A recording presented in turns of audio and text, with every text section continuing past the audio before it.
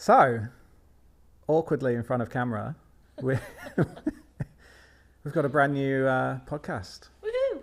Never Vodcast. Not creative. Do you call it? Is it allowed to be called a podcast if it's on YouTube? I think it's well? a vodcast now. Vod. Is that what it's called? I don't know. That sounds old as well. Lilley? Don't know. Not gonna. No. Just don't help us on that one. But yeah, new podcast, new format. So Never Not Creative. I guess for anyone who hasn't heard of Never Not Creative before, it's a community and non-profit organisation that's here to try and bridge some of the gaps that exist in the industry around how people aren't looked after or given the support that they need. So that can be anything from mental well-being to getting a good start in your career. And to be honest, a lot of it comes from probably mistakes that I've made during my career. Aren't we all? Aren't we all better for it?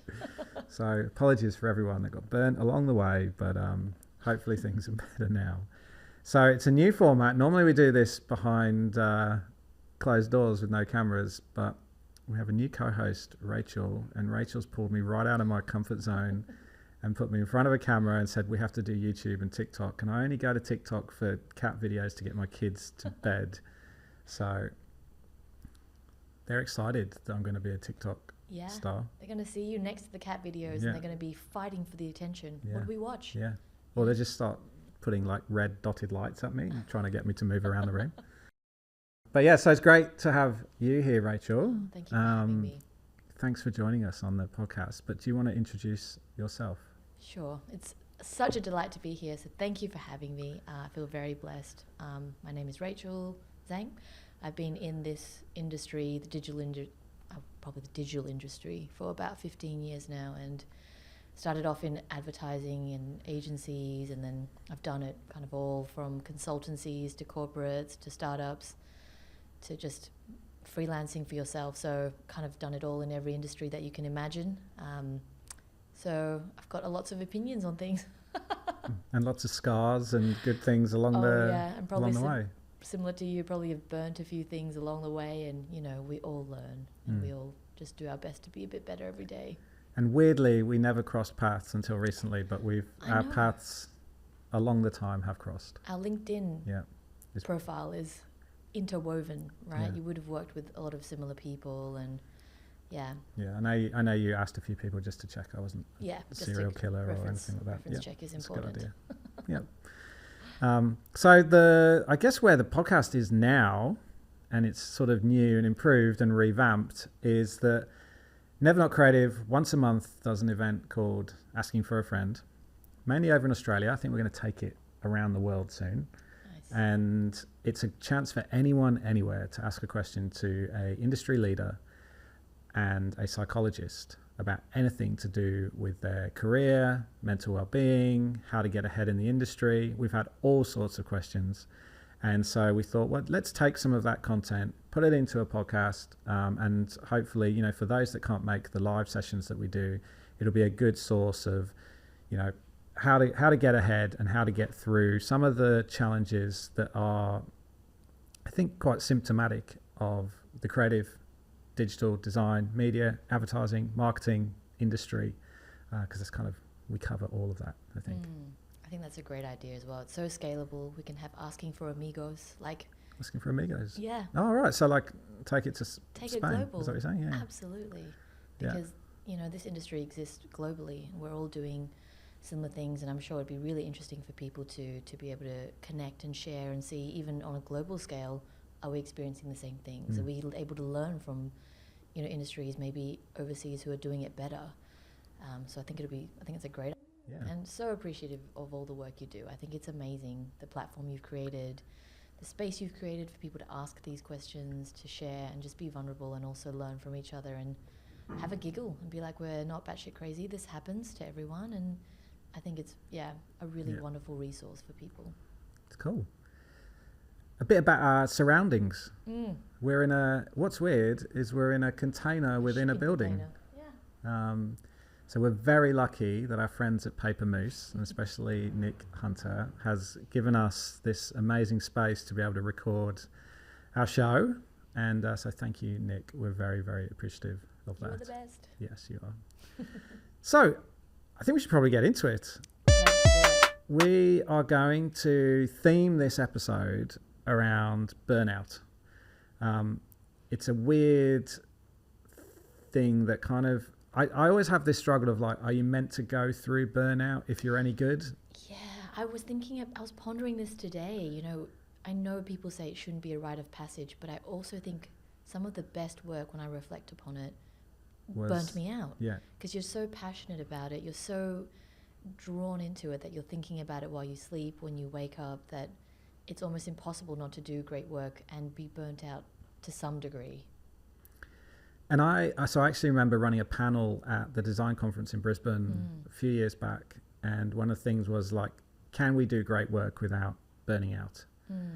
And it was quite mixed in terms of what people were saying, and there was definitely some artists that were on the panel, and they were like, I've burnt out and it's okay, like I can recognize when it's happening, and as long as I've got the time to recuperate, then that's an okay thing, right? That's true. It's like a framework for burnout almost, you know. It's to take it all the way to simplicity. It's like work hard, play hard almost, you know, having that understanding of your own body, reacting to when you've gone too far, knowing when to pull it back and how to then recuperate, probably is like a successful cycle for burnout potentially. It's interesting. So what we've got are questions and answers from previous Asking for a Friend events, and we've picked 3 specifically for this episode. The first one, the question is, how do I balance meeting deadlines and working overtime along with the expectations of my employer? And I think one of the things, and we've got Lilley watching us and recording and about to be responsible really for the amazing stuff that you're about to see, not us.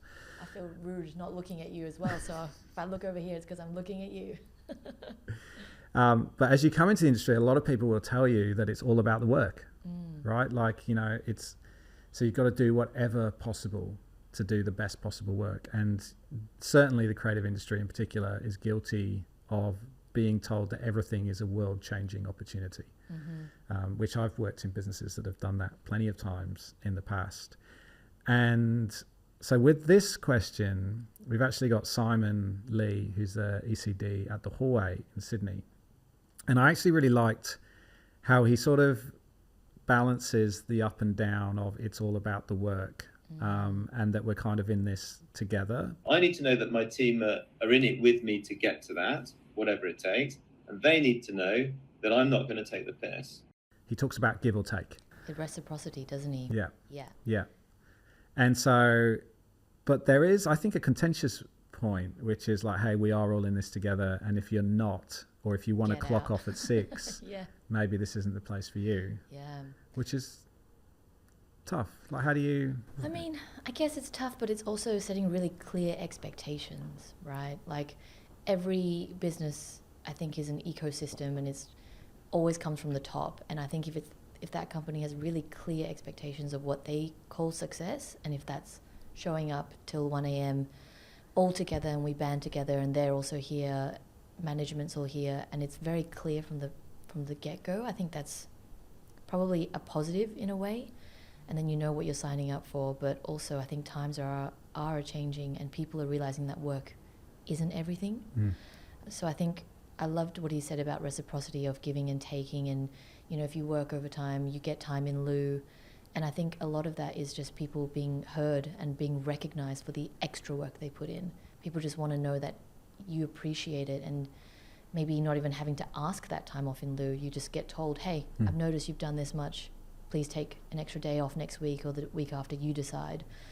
So yeah, what about your thoughts? Yeah, and I like the safety around Simon going like, teams will know that I won't take the piss, right? Because I think there are places that will kind of prey and exploit that, right? Like, you're constantly there. There's suddenly a pitch on, and then wait a minute, there's another pitch on, and wait a minute, there's another pitch on, and yet there's still this deadline on this project. Or and so and so has left, but you have to pick up their work still. And so there's that, the relentlessness of it, I think, needs to be looked at, because it does happen. And I don't think that's good enough, but I like the way Simon kind of reconciles it with being able to go, well, the team knows I'm not going to take the piss, and if I need to step in and kind of tell them that, like, that's not happening, or you don't need to do anything this Friday or whatever it is, that's good. I do think there's a balance of like, you can't work 3 weekends in a row and then get a Friday off. No, that would be taking the piss then. Exactly. And to be fair, like, some of the best times in my career have been in those moments where you're forged against adversity, right? You're up against a deadline, you haven't cracked an idea, everyone's together, and you've got pizza and beers, and it's like there is bits of that you fondly remember, right? You do. Those are the best days in advertising, pushing a website live at 1 a.m. with the devs and making sure everyone's comfortable and safe, massaging people if they need to, ordering pizza like you said. They were just... So it's just I think it's just a balance. Like, the work is important.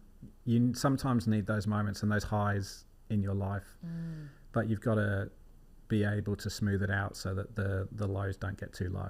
No, and you don't just keep taking. And I completely agree about the making sure that it's fair in how much you take and give. And I also think that clear communication, so people aren't tiptoeing around wondering, are they going to get into trouble for leaving early? It's like, if that expectation is clear, then you know where you stand, rather than feeling like maybe something's wrong or someone's not happy with your work, but no one's saying anything. I think that also adds a lot to the burnout and stress that people might feel. Yeah. I think like you've got to plan for it as well, right? Like I think not enough. I think sometimes things are too reactive. I've heard of people bringing in like pitch coaches, for example, and so to help the team manage their, like, how they're doing, their well-being, their energy, and what they're doing during a pitch. Yeah. Which I think is a really nice idea. Like, you kind of need that. This can't be an extreme sport. We don't get paid enough. No. You know what I mean? Yeah, you can't claim on the injuries of that, can you? No, you can't. And then you can't go into like a commentating position after. Yeah. You know what I mean? Like, do a spot on daytime TV. I like the pitch coach idea. It's almost like, the jazz hands guy who comes in, because you think of pitches as quite chaotic and just getting shit done and getting everyone together, but there is a structure that you could put into place that makes the communications, the expectations just a bit clearer. Yeah, definitely. So on to the next one. The question that came in was, do you have any advice on dealing with the franticness of deadline after deadline? And I think that's kind of a nice segue into what we were just talking about. Is just sometimes it feels like it never stops. And this one was with Kimberlee Wells, who's the MD at TBWA in Melbourne, and Sabina Reid, who's a psychologist, but also she's like a TV personality psychologist. She's really good. Love that. And so I liked what I think it was Kimberlee said first around, you've got to create space for yourself. Like, yes, there can be deadlines, but if you're not well enough to in yourself and to do that kind of stuff, you can't. It's like the age old. I just got off a plane actually, and for anyone out there, the new Malaysian Airlines safety video is like a music video. Have you seen it? It's like a music video, and it's got like a bit of rap, a bit of like Beyonce, a bit of everything in it. It's I guess it's fun. That's one way of putting it. But the reason I said that, you've got to look after yourself first, right? It's the whole thing of like, put your oxygen mask on before you can help others. Yes. So for you to be your best, I like the way that she talks about like creating a meeting with yourself that's non-negotiable. Because if you get to the end of the day and you are just one deadline after another, then you've put so much in and actually taken nothing out. Yeah. So that you're looking after yourself. Nutrition, didn't she? And exercise, sleep, all the basics, drinking enough water. It's just really important for us to stay grounded. So talk to your business, the whole agency, around where some of these deadlines are coming from. And then the senior leadership team are having conversations with our clients to really understand what is the driving force behind the deadline. Is it hurry up for the sake of hurry up? Is it hurry up only to slow down because then it gets, whatever it is that you're putting forward gets stuck in a bureaucratic loop, client side? And sometimes just those open conversations and making clients aware of the pressure that these deadlines are putting on the team can open up a little bit of space. It's not always going to make every deadline go away, but we have to talk about it, because the answer is not, as individuals, for us just to keep on taking on more. But I do, the thing that I would always come back to is you have to really look after yourself through these very busy periods, and it will be the first thing that you will let go of. And that's that balance, isn't it? Like I think she said, if you're putting something in, you've got to get something out. But if you feel like you're in a workplace where all you're doing is putting something in, that is pretty emotionally draining, and just like it's not healthy for you. It's not. And it's nice to, when you do that with yourself, other people see that as well, and it has a knock-on effect of people being like, well, I should probably also take care of myself, and that can spread as well, which is nice. But I also, I think, yes, we need to take care of ourselves, but a lot of the times it always bleeds up from the top, and I think it's really important that we don't put too much emphasis on everyone owning their own health and making sure. I think she also mentioned you can't self-care yourself out of like discrimination and burnout and all those things, right? Yeah. The body doesn't know the difference between the deadline being put on it by the client, or a sick child, or not enough sleep, or too much rosé. It doesn't really matter. The body's not thinking or prioritising. It just knows it's being slammed.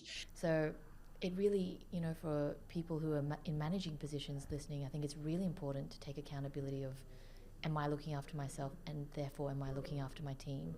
Because it's hard to swim upstream all the time. If your manager thinks taking a break for a walk is a dumb idea, you just can't win against that sometimes. So, and asking for help doesn't mean you can't cope.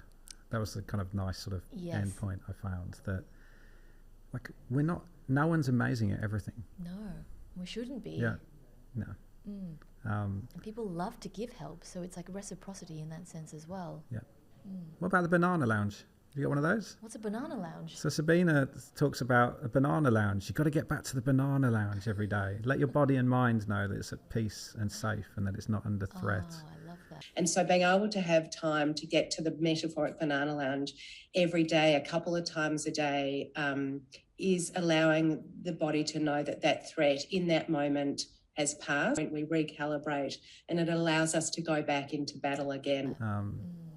I was thinking, I don't know, banana lounge. I couldn't get away from sort of like, I don't know, I just got images of budgie smugglers in my head instantly. Oh, I got bananas in pajamas coming down the stairs. My whole family has banana shirts and shorts set. Oh my God, how cute. And we wore it to Luna Park one day. And it's actually a really good way of not losing your kids. Very good. Look for the banana. Yeah.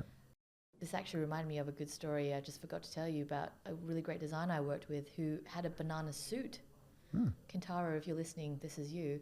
He would wear the banana suit and then go have a nap in the park whenever he needed a break. So I feel like he's in the banana lounge. Yeah. He would have Which nailed he's that. gone a step further, I think. Yeah. So He is the banana. he is the banana. It was just great. You know, he was so peaceful with his sunglasses on and a big banana suit and just resting in the park. Well, for Sarah, if she's listening, who was a previous host on the Never Not Creative podcast, some people might know, hates bananas. Oh, wow. Yeah, real aversion to them. Texture, I'm not, the it's just smell. not like, you just say the word banana and she'll just pulls away. Just I just doesn't. never thought of them as very polarizing, but No. you know, that's fine. Yeah. It's a big world. We've all have got different opinions, Yeah. preferences. I mean, I don't eat them all the time, but I really want one now. do you? Yeah. I think there's some outside. I know, I'm going to steal some. Banana lounge. Yeah. Okay. So every now and again, we've got to get back to the banana lounge. One of the other things which came up in another question is like, what can we do when we're in industry that can't say no to clients? I saw that. That's, yes, that was very interesting responses from Jess, Lilley. The first thing that you need to do is protect yourself and look after your own mental health. Be aware of your own signs of burnout. Put your own boundaries in place in your own workplace, and understand that, you know, just as clients will take whatever agencies give, agencies will take whatever employees give. I think it's really beholden on us. You know, if the people at the top aren't gonna change, then, you know, by all means, look after yourself. She was like saying that we can't blame it on the clients when our industry in itself has got issues. There's a culture within the agency is like, well, client can't say no to clients. And frankly, with that data, that report, in comparison to other corporate sectors, ours fared worse. So the clients are actually better at looking after the mental health of their employees than we are as an industry. And imagine if an agency went to a client and said, we'd love to do this, although the ask is too much within the timeline, it's going to put undue stress on our staff, and as part of our own internal mental health policy, we're going to need another week or two. What client is going to turn around and go, no, you must work them into the ground? You know, I think that we have to recognise the industry has a problem. And I'm glad you brought up accountability, Ash, because we unfortunately have this, we exist in a bubble. There's this sort of self-fulfilling ecosystem of, you know, publications, agencies, you know, awards, and it all kind of feeds into each other. There's a lack of accountability, and it's time for people to stand up and say, I'm not going to work like this. And there are plenty of agencies where that will look after your mental health, because they do recognise that their people are all they've got, really. And it's not about the saying of the no, it's about creating the culture where we can look after our people as well as our clients look after their own people. And saying no to a client is one of the last things that we need to kind of deal with, right? And I've worked in agencies before who have said no to clients, and the culture has been amazing, but I don't think that's where they started.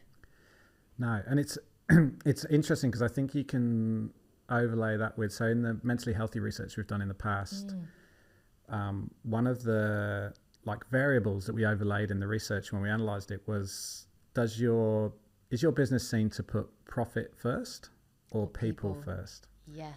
And it's really interesting to then compare those subsets of data to see the behaviors within a company. So if you put profit first, you're more likely to experience, or people working for that business, more likely to experience being interrupted and talked over in meetings. Yes. More likely to experience other people taking credit for their ideas. Yeah. People who put people first, or businesses that put people first, much like feel like they're given opportunities to progress in their career, like given extra things to do outside of their role. And recognised for it.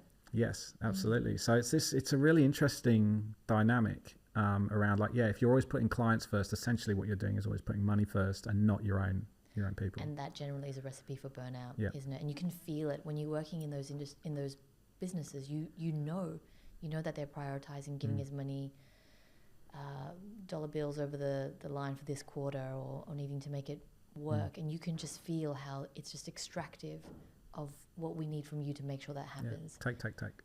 Versus hey, what can we do for you? Here's a great opportunity. This will then lead to more business for you.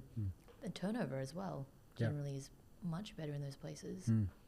And burnout isn't just hours, for people listening or watching, it is fulfillment and meaning.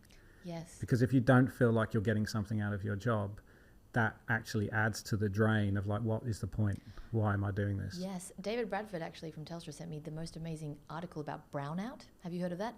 It's not poo. I know. My first instinct was is it maybe poo we related? shouldn't video this episode. But apparently brownout is what you experience when you feel disconnected from the purpose of the task of what you're doing, and you have no meaning behind it. I don't know why they couldn't pick a better word. I know. Beige out would even sound better. Yeah. Beige would be good, wouldn't it? Yeah. It's just beige. Yeah.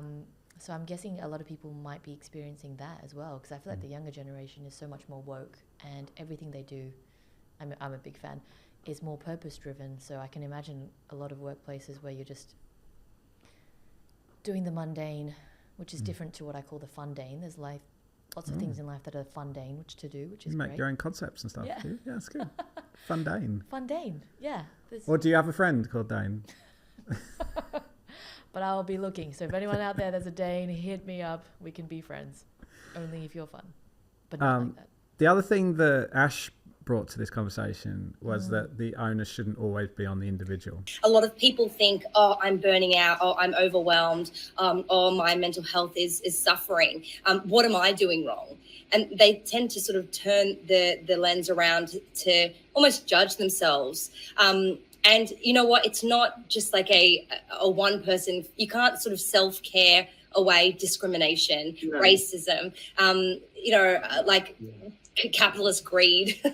You can't. And man, I wish that I had the answers here. I'm sure we all do. I think we're starting to move towards hopefully a culture where we can have these conversations and not be totally laughed at. And like you said, a lot of organizations are now actually having to be held more accountable. And maybe that is because, their bottom line is suffering with mental illness being, one of the highest causes for absenteeism at work. For whatever reason, our workplaces, we spend a third of our lives working. Like, we may as well make those places as enriching, fulfilling, safe and trusting as possible. Exactly. And I kind of like this, I remember doing a panel at Havas, I think it was, and I'm going to get her name wrong. I think it's something like Thierry Lacher. And she was just brilliant in explaining the concept of resilience. And we talk about resilience as being a personal trait. Like, you've got to look after yourself. You got, it's up to you. You can choose how resilient you're going to be, and how you react to things. But I really like the way she talked about it. Was like, no, resilience is a system. Yeah. And I think kind of Ash talked about that a little bit, and other people have brought it up on the show in the past, which is how you kind of go to people for different things. And so if you want to be resilient, it's not all on you. It's actually on you in terms of how you find other people to help you through things. Yes. And so you might have someone to go to. I know there's someone who I can ring up and just suddenly your energy levels lift, right? Yes. Because they're on the phone. We have those people, don't they? Yeah, don't we? Yeah. So I kind of like that idea of resilience as a network or a system that you tap into and you use. And obviously you have to give back into that system as well. But yes. Yeah. I love that. And it reminds me of learned helplessness, where they found that if they electrocuted the floor, if they put dogs in a cage, basically, I know it sounds horrible, they electrocuted the floor, and if they had the gate low enough for the dog to jump out of, they would. And they saw that gave them more grit and that made them stronger. But if they closed the door and the dogs they couldn't become stronger. They became helpless. So I think that network, and also the context of the situation you're in, if you constantly feel like you're being fenced in, it's not going to be good for you, and that's not on you, So I think having that support network, being able to then make decisions of taking yourself out of situations that might be locking you in is super powerful. Yeah, definitely. The last one is around our own expectations, and how burnout so much of the time comes down to this guy, yourself. Yeah, yourself, pushing yourself too hard. So ironically, this episode that we're about has Wez and Katie in it. First of all, Wez and Katie realised they knew each other from a meeting in a park, and they've got a few mutual connections. But also, I did this episode whilst I was on holiday in the Gold Coast. I saw. And I'm like, it's also the only episode where I haven't worn a hat. I know. You notice that? Yeah. So controversial. Normally wear a hat a lot of the time. People actually think I'm bald if they haven't seen me without the hat. Yeah. But this one has hair, so go watch this one. But yes, the idea of extrinsic recognition, right? Like the idea that I'm only successful or I'm only achieving if somebody else has noticed, can fuel the amount of pressure that you put on yourself and external validation. Yeah, and it's impossible to avoid, there's a great book called The Courage to be Disliked. Everyone should go read that. It's amazing. It's not what you think it is, but there's a chapter on it about needing validation and how we shouldn't seek that. But the way our world is set up, likes on LinkedIn, sharing, it's all about being validated, and your career doesn't seem to really progress unless you have that validation. So it's very hard to kind of have that dichotomy of yes, just intrinsically reward yourself, but you can't be blind to the fact that extrinsically you need that to survive and thrive in this industry. Yeah. And I mean, Katie, I like the way Katie Feder, who's a psychologist on this question, talks about everyone has a fire in their belly. And it's great when it's kind of driving you forward and getting you to achieve, but it's not when it takes over and it can burn the house down. Yes. And which is a nice way of kind of thinking about it. It's you kind of got to know when to stop or when to douse the flames a little bit. And balance it out a little, she talks about, doesn't she? Yeah, not having to work 24/7 if I'm enough. Yeah.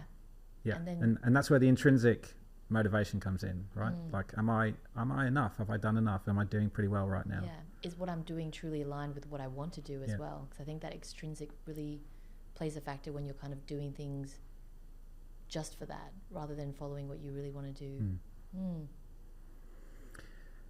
So that's burnout covered to as much as you can in sort of 30 minutes. Hope everyone feels less burnt out. There's a lot more on the site. So if you go to nevernotcreative.org and asking for a friend, you'll find, I think we're up to like 150 different questions that are in that sort of library. And there's more around burnout, but there's more around a lot of other topics as well. One of the things that we launched recently was a support line for people in the industry. So at the moment that's in Australia. And if you've ever kind of experienced harassment, discrimination, bullying, underpayment, like unfair conditions at work, before you resign or before you complain even, you can actually get some advice. Amazing. So Media Arts Lawyers are who we've partnered with on that. And it just means that you know your rights before you go and try and fight the fight. So go check out the support line on nevernotcreative.org. Such a great resource, because sometimes we don't have that, and HR is there to protect the company at times, so it's good to have a third party who's just, am I not allowed to say that? No, that's good. That's what I always say as well. Like, human resources, they treat humans like resources, right? Yeah. Like, people think that, oh no, I'll go to HR, they'll give me a cuddle and a blanket. They're there to mitigate the situation so Yeah. it doesn't blow up, and Yeah. that's not about whether it's helping you or not. It's just about how to get the best out of a situation. So There are some good HR people. absolutely. I'm not Yes. slandering but But it's you the have function to understand overall, the concept. exactly of their their viewpoint and what their agenda is. Yeah, that's their job. Yeah. Make sure that people don't fuck up the company. Exactly. So I think this is a very wonderful resource to have a sense check. Cool. Well, thanks for joining us for our thanks for first listening. episode. And I'm hoping you come back for the next one. Yes, if you'll have me. Woohoo! If I haven't rambled too much. What a charade in that we're about to record the next one. Swap the hats, make it look different. So yes. Also, thanks to our sponsors, Streamtime. Streamtime does project management software for creative businesses, but is on a mission to create happier, healthier creative businesses by taking the happiness element of work, but also looking at it alongside the productive element of work. So tries to put the two of those together. So check it out at streamtime.net. Thanks again to Paper Moose, who have let us into their lovely studio. To Lilley, who has edited this episode. Thank you. Amazing. Thank you. To Fong, who helps out with Never Not Creative, and everybody else who's around Never Not Creative as well. We can't do it without a lot of the time that people give to us for free. So thank you. And we'll see you at the next episode. On YouTube, on socials, on everything. TikTok. Everything. Scroll for it. Yeah. NVR Not Creative. Thank you. Boom.